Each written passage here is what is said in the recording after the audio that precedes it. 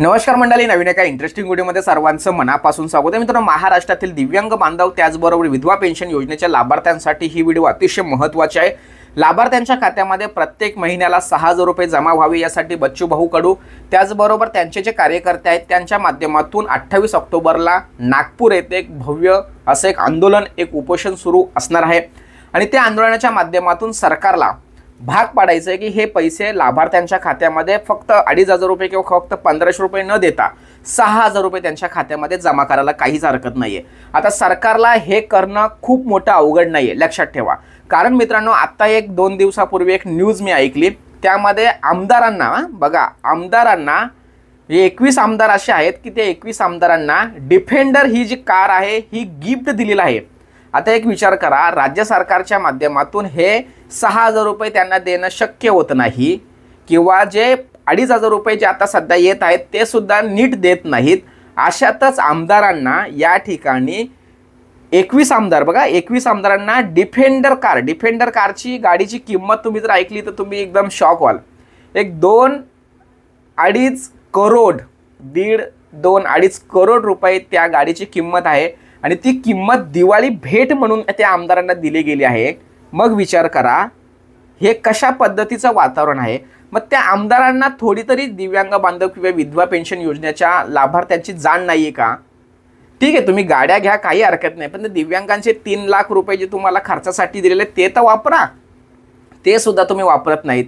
या सगळ्या गोष्टी तुम्ही खूप चुकीच्या पद्धतीने करत आहात, वागत आहात. ते कुठे थांबलं पाहिजे. तुम्हाला लाभार्थ्यांना पैसे द्यायला नाही आहेत हे कारण तुम्ही पुढे ठेवू शकत नाहीत. एक लक्षात ठेवा, एखादा सरकारी नोकरदार असेल तर त्या सरकारी नोकरदाराला महागाई भत्ता सुद्धा दिला जातो. समजा अंदाजे त्याला 30,000 रुपये जर पगार असेल तर त्याला 46 ते 48% महागाई भत्ता देऊन म्हणजे त्याला 13,000 रुपये इतका महागाई भत्ता मिळतोय. मग माझ्या दिव्यांग बांधव किंवा विधवा पेन्शन योजनेच्या लाभार्थ्यांना तुम्हाला 6,000 रुपये अनुदान द्यायला काहीच हरकत नाही आहेत. आता सरकारला हे जे 6,000 रुपये अनुदान द्यायचे आहेत किंवा जे नियोजित करायला भाग पाडणारे बच्चूभाऊ कडू यांच्या माध्यमातून, ते सरकारला अगदी सोपं आहे. म्हणजे माझ्या मत बघा, आता इथे प्रत्येकाचं मत वेगळं असेल, तुमचंही मत वेगळं असेल, तुम्ही सुद्धा या ठिकाणी तुमचं मत मांडू शकता. आपलं चॅनलवरती तुमचं नक्की स्वागत असणार आहे. बघा, एक लक्षात ठेवा, जर हे 6,000 रुपये तुमच्या खात्यामध्ये जर द्यायचे असतील तर सध्या स्थितीला विधवा पेन्शन योजना आणि दिव्यांग बांधव किंवा मी तर म्हणतो संजय गांधी निराधार, वृद्धपकाल आणि श्रावणबाळ हे सगळे आपण एकत्रच पकडूया.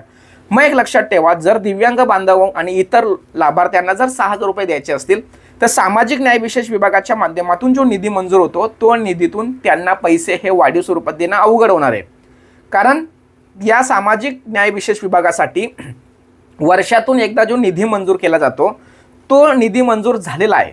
त्यामुळे आता त्याच्यामध्ये जर वाढ करायची आली तर पुरवणी मागणी तुम्हाला करावी लागणार आहे. हे 8 डिसेंबरला जे अधिवेशन आहे, आता 8 डिसेंबरला घोषित आहे परंतु ते लवकर होणार आहे. त्या डिसेंबर महिन्यामध्ये तुम्हाला ते पुरवणी मागणी मंजूर करून घ्यावं लागणार आहे. किंवा तुम्हाला काय करावं लागणार आहे, सरकारला दिव्यांग पेन्शन योजना ही पूर्णपणे वेगळी बनवावी लागणार आहे. दिव्यांग मंत्रालयाच्या माध्यमातून जर ही दिव्यांग पेन्शन योजना जर बनवली किंवा तिथे जर रजिस्टर जर केली आणि त्यांच्या माध्यमातून जे जर अनुदान तर त्यांना देण्यात आलं तर साहजिकच सामाजिक न्याय विशेष विभागाच्या जे तिजोरी आहे त्याच्यावरती ताण पडणार नाही आहे. म्हणजे जर समजा दिव्यांग पेन्शन योजना या ठिकाणी जर ठेवली तर त्यांना निधी व्यवस्थित त्या ठिकाणी वितरित करता येणार आहे. आणि मग संजय गांधी निराधार अनुदान योजने म्हणजे ते दिव्यांग विधवा पेन्शन योजना असेल किंवा वृद्धपकाल योजना असेल, श्रावणबाळ योजना असेल, यांना वाढीव अनुदान देण्यासाठी सामाजिक न्याय विशेष विभागातून जो काय शिल्लक रक्कम आहे ती वापरता येणार आहे.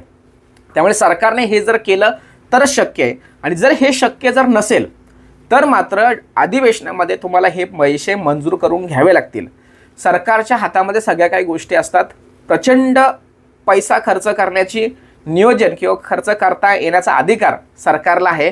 ठीक आहे, महाराष्ट्रावर कर्ज होईल तो भाग वेगळा, पण इतर माध्यमातून कर्ज होतोय तो परवडतोय. मग दिव्यांगां किंवा संजय गांधी निराधार अनुदान योजनेच्या लाभार्थ्यांसाठी जर सरकारवरती थोडाफार प्रमाणात जर कर्ज झालं तर काहीच हरकत नाही. कर्ज होणार नाही, ॲक्च्युली जो काही निधी मंजूर आहे तो करोडोच्या हिशोबात आहे. तो जर व्यवस्थित जर खऱ्या लाभार्थ्यांपर्यंत जर पोहोचवला तर मात्र तो निधी एकदम नियोजित वाटप होऊ शकतं असं मला या ठिकाणी वैयक्तिक वाटतं.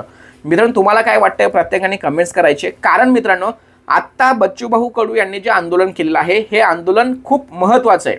महत्त्वाचा विषय म्हणजे आता स्थानिक स्वराज्य संस्थांच्या निवडणुका सुद्धा आहेत आणि अधिवेशन सुद्धा आहे. म्हणजे दोन्ही ठिकाणी सरकारला या ठिकाणी विचार करण्यास भाग पाडणारे हे आंदोलन आहे. त्यामुळे सर्वांनी त्याला सपोर्ट आणि सहकार्य करायला काहीच हरकत नाही. सरकारने हे 6,000 रुपये देण्यासाठी आता येणाऱ्या अधिवेशनामध्ये पुरवणी मागणी मंजूर करून घ्या किंवा दिव्यांग पेन्शन योजना ही वेगळी करा. राहिलेल्या सामाजिक न्याय विशेष विभागाचे जे पैसे आहेत ते विधवा पेन्शन योजनेला वाढीव स्वरूपात द्या, श्रावण बाल योजनेच्या लाभार्थ्यांना वाढीव स्वरूपात द्या. ह्या सगळ्या काही गोष्टी सहज पद्धतीने शक्य आहे. मी थंबनेलवरती प्रश्न टाकला होता की बाबा अनुदान वाढ होणं शक्य आहे का? 100% शक्य हो. का होणार नाही? व्हायलाच पाहिजे आणि होणार. पैशाचं नियोजन जर प्रॉपर जर केलं, अरे बाकीच्या राज्यांमध्ये जर पैसे वाटप होत आहेत, आता बाकीचे अनेक लाभार्थी असंही म्हणतात की सर तिथे लोकसंख्या कमी आहे, अरे पण आपल्या महाराष्ट्रामध्ये उद्योगधंद्यांची व्याप्ती किती मोठी आहे, खूप बऱ्यापैकी चांगल्या बाजारपेठा आहेत आपल्याकडे. मग आपल्याकडे बाजारपेठा चांगल्या असल्याने आपल्याचं उत्पन्नाचा स्रोत सुद्धा चांगला आहे. त्यामुळे लोकसंख्येचा विचार किंवा जो काही राज्य आहे, हा राज्य तिकडे छोटा आहे इकडे मोठा आहे, हा विचार करणं बरोबर नाही आहे. कारण आपल्याकडे डेव्हलपमेंट प्रचंड आहे, व्यवसायभिमुख आपला महाराष्ट्र आहे. त्यामुळे तिथे पैशाची कमतरता येणार नाही आणि सरकारला हे करणं शक्य आहे. लक्षात ठेवा. बाकीच्या वेगवेगळ्या योजनांसाठी तुम्ही पैसे खर्च करताय, आता मी त्या योजनांचं नाव नाही घेणार, पण त्या योजनांसाठी तुम्ही नाही करायला पाहिजे, तुम्ही खर्च करताय. ज्या ठिकाणी जो सगळ्यात जास्त दुर्लक्षित घटक आहे दिव्यांग पेन्शन योजनेचा लाभार्थी, विधवा पेन्शन योजना लाभार्थी आणि संजय गांधी निराधार अनुदान योजनेचा लाभार्थी, तर यांच्यासाठी हे पैसे वाढ करण्यासाठी काहीही हरकत नाही आहे. 8 तारखेचं आणि तुम्ही दिव्यांग पेन्शन योजना वेगळी, या 2-3 गोष्टी जर विचार जर केला आणि आमदारांचा जो निधी आहे तो थोडा कमी करा.